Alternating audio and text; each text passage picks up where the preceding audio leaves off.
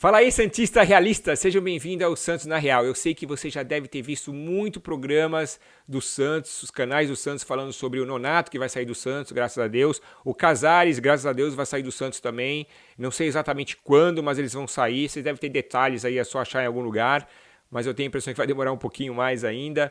Acho que vocês viram a péssima entrevista do Galo, né? Putz, cara, como que pode o Santos manter profissionais do rebaixamento como o Galo? Parece um negócio mal feito, um negócio feito nas coxas, né? O Marcelo Fernandes está ainda ali na comissão técnica. Eu fico imaginando a cada derrota o Marcelo Fernandes dando força para todo mundo, agradecendo. Ó, é isso aí, a gente está aqui para isso. Não é à toa que essa diretoria fica comemorando, que vergonha falar isso, dá vergonha falar isso, comemorar vice-campeonato, levar troféu aí para hotel ou coisas assim que eu ouvi. E eu sei que futebol é cíclico, eu sei que futebol, os grandes times ficam um tempo sem ganhar um título por uns anos, mas o Santos vem há anos não só não disputando títulos, mas lutando para não cair, até que caiu. E o que agrava a situação do Santos é que o Santos ele foi preparado para o fracasso. O Santos tem uma situação bem diferente de outros times grandes, onde a torcida do Santos está em São Paulo e não em Santos. E o Santos tem um estádio muito pequeno, velho, adora a Vila, mas é muito pequeno e velho, e o Santos não consegue entender o negócio que está na cara. O Santos está perdendo sócio aí, o Santos ganhou sócios porque fizeram jogos em São Paulo. É uma prova uma atrás da outra de que precisa fazer um estádio em São Paulo. Mas não, parece que o estádio vai ser feito em Santos, se for feito mesmo, porque às vezes eu acho que é tudo mentira, porque a gente escuta notícias só após derrotas e nada acontece, é um festival de assinatura, haja caneta, e é muito preocupante. Então a ideia desse vídeo é falar um pouco diferente, não falar do que vem acontecendo, e sim falar de uma coisa que possivelmente vão só começar a falar os outros canais daqui a uns 3 ou 4 meses, né? Primeiro, que é o futuro do Santos de perder torcedores jovens. Eu estava conversando com muitos pais santistas, eu sou um pai santista, mas a minha situação é um pouco mais diferente, que eu moro fora do Brasil, né?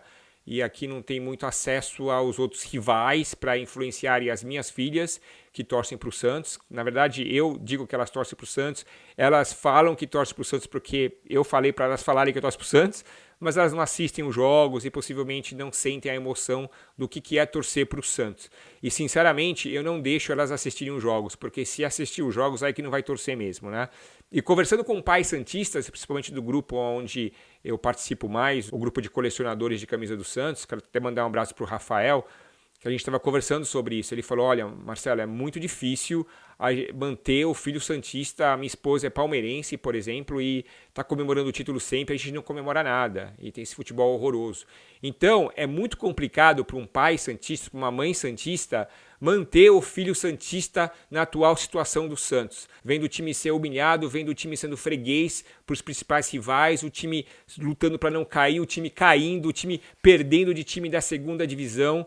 E é claro que a gente não vai ter esperança nesse time. E não é culpa do torcedor. E não é culpa de vocês. A culpa é do Santos em deixar o time chegar nesse ponto. Deixar o clube ficar um clube gigante, um clube mundial, um clube conhecido no mundo inteiro, chegar numa situação que não se modernizou, chegar numa situação que os jogadores não querem jogar no Santos. O desafio que os pais estão tendo agora de manter os filhos santistas é muito grande. E no futuro, não muito longe, o Santos vai ver isso claramente em pesquisas. Eu fui uma criança que vivia um momento de seca do Santos. A gente costuma falar que eu sou um menino da fila, né? Foi difícil, cara. Todo mundo era corintiano, São Paulino e palmeirense. Muitos São Paulinos naquela época, que o São Paulo ganhou o título mundial 2 vezes, né? Então a torcida do São Paulo cresceu muito naquela época. E sendo santista nessa época, agora, influenciados, especialmente vocês aí no Brasil, influenciado por crianças que torcem para outro time, para os tios que torcem para outros times, para os outros pais que torcem para outro time, a tendência é o Santos perder torcedores. E o Santos parece que não está preocupado com isso. Eu tenho certeza que os canais não vão ficar falando sobre isso agora, porque não está na visão deles. Tem muito canal ainda que acha que o Santos tem um time bom, um elenco bom, que não tem, gente. O Santos não tem um time bom. O Santos vai acabar perdendo para o Operário.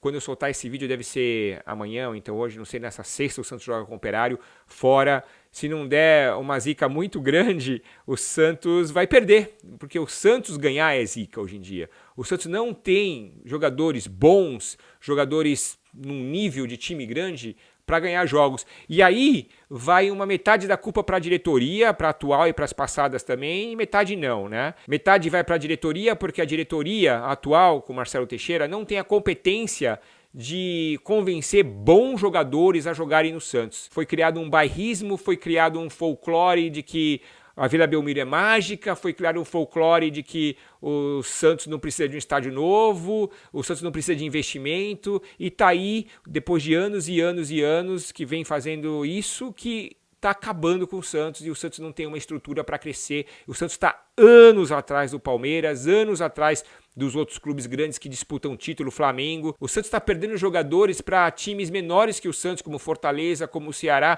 E eu nem sei se o certo é falar que são times menores, porque a gente quer muito falar que o Santos é um time maior pela história que o Santos tem, mas não é o que se reflete na estrutura. Quando um jogador é contratado, ele não vai ficar pensando na estrutura passada ou nos feitos históricos que o Santos teve. Ele vai ver a estrutura. Sei lá, o agente dele vai mandar fotos, vai falar, olha, a estrutura do Santos é essa, assim, assim, assado. Ou o Santos, ele provavelmente não vai disputar títulos. Ou o Santos é isso, isso, isso. Tipo, o jogador não vai querer jogar no Santos. Então tem uma mistura aí de competência da diretoria em encarar esse desafio e propor uma estratégia nova, boa para contratar bons jogadores. O Santos faz pior ainda, ele contrata péssimos jogadores pagando o preço de bons jogadores. Eu não entendo essa estratégia da diretoria. É muito culpa também das pessoas que estão no Santos. O Galo não tem histórico de sucesso como gerente. Não tem. Times vencedores? Eu não lembro. Fez parte da equipe que rebaixou o Santos com o Marcelo Fernandes. E Marcelo Fernandes é uma mentira, cara.